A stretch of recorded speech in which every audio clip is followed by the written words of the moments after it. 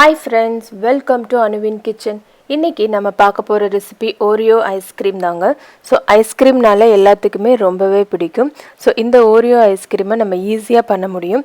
So fresh cream, Oreo Biscuits, Condensed milk, so இந்த மூணு பொருளை வச்சு நம்ம இந்த Oreo ice cream எப்படி பண்ணுறதுன்னு பார்க்கலாம் வாங்க. முதல்ல ஓரியோ பிஸ்கட்டை நம்ம மிக்சர் ஜாரில் போட்டு லைட்டாக பவுட்ரு பண்ணி எடுத்துக்கலாம்.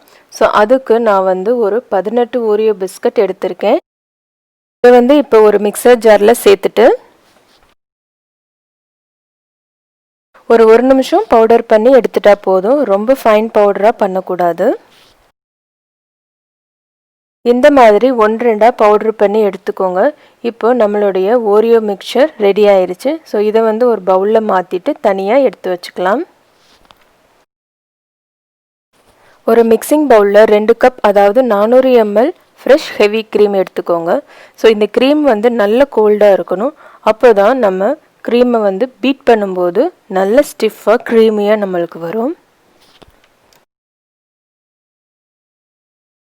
ஸோ இந்த க்ரீமை ஒரு எலக்ட்ரிக் பீட்டரால் ஒரு 3-5 நிமிஷம் நல்லா பீட் பண்ணிக்கோங்க. இதை ஓவர் பீட் பண்ணக்கூடாது. அப்புறம் வெண்ணெய் ஸ்டேஜுக்கு போயிடும்.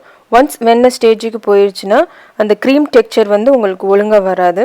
ஸோ நீங்கள் ஹேண்ட் மிக்சர் யூஸ் பண்ணிங்கன்னா உங்களுக்கு 5-10 நிமிஷம் கூட ஆகும். ஸோ இதை நல்லா நம்ம பீட் பண்ணிக்கலாம். இப்போ பாருங்கள், க்ரீம் நல்லா ஸ்டிஃபாக இந்த பதத்துக்கு தான் வரணும். இதுதான் க்ரீம் கன்சிஸ்டன்சி. ஸோ இப்போ நம்மளுடைய க்ரீம் ரெடி ஆயிடுச்சு. அடுத்து இதில் ஒரு கேன் அதாவது 350 கிராம்லேருந்து 400 கிராம் ஸ்வீட்டண்ட் கண்டென்ஸ்டு மில்க் ஊற்றலாம். நான் 400 கிராம் யூஸ் பண்ணியிருக்கேன். உங்களுக்கு ரொம்ப ஸ்வீட் வேணான்னா நீங்கள் 350 கிராம் சேர்த்துக்கலாம். கண்டென்ஸ் மில்க் சேர்த்துட்டு மறுபடியும் ஒரு 2-3 நிமிஷம் ஒரு லோ ஸ்பீடில் இதை நல்லா பீட் பண்ணிக்கோங்க. இது கூட ஒரு டீஸ்பூன் வெண்ணிலா எசன்ஸ் சேர்த்துக்கோங்க. வெண்ணிலா எசன்ஸ் ஆப்ஷனல் தான், உங்களுக்கு வேணான்னா நீங்கள் சேர்த்துக்க வேண்டாம்.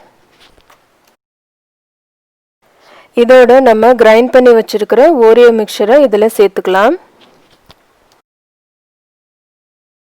சேர்த்துட்டு ஒரு நிமிஷம் நல்லா மிக்ஸ் பண்ணிக்கோங்க. ஓவராக மிக்ஸ் பண்ணக்கூடாது, லைட்டாக மிக்ஸ் பண்ணால் போதும்.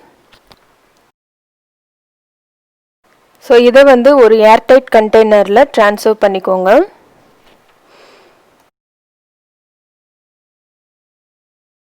இதில் இந்த மாதிரி ஓரியோ பிஸ்கட்டை குட்டி குட்டியாக உடச்சிட்டு இது மேலே கார்னிஷிங் பண்ணிக்கோங்க. கார்னிஷ் பண்ணிவிட்டு மூடி போட்டுட்டு இதை ஃப்ரீசரில் ஒரு 5-6 மணி நேரம் இல்லாட்டினா ஓவர் நைட் ஃபுல்லாக ஃப்ரீசரில் வச்சுருங்க. அப்புறம் ஃப்ரீஸ் ஆன பிறகு இதை நம்ம ஸ்கூப் பண்ணலாம். நான் ஓவர் நைட் தான் வச்சுருந்தேன். ஸோ இப்போ ஓப்பன் பண்ணி பார்க்கலாம். பாருங்கள், நம்மளுடைய ஓரியோ ஐஸ்கிரீம் சூப்பராக ரெடி ஆயிடுச்சு. அவ்வளோதான், நம்மளுடைய ஓரியோ ஐஸ்கிரீம் சூப்பராக ரெடி ஆயிடுச்சுங்க. ஸோ இது ரொம்பவே creamy, rich and loaded with Oreos. உங்கள் கிட்ஸுக்கு ரொம்பவே பிடிக்கும். ஏன்னா அதில் ஓரியோ பிஸ்கட்ஸ் இருக்கிறதுனால கண்டிப்பாக விரும்பி சாப்பிடுவாங்க.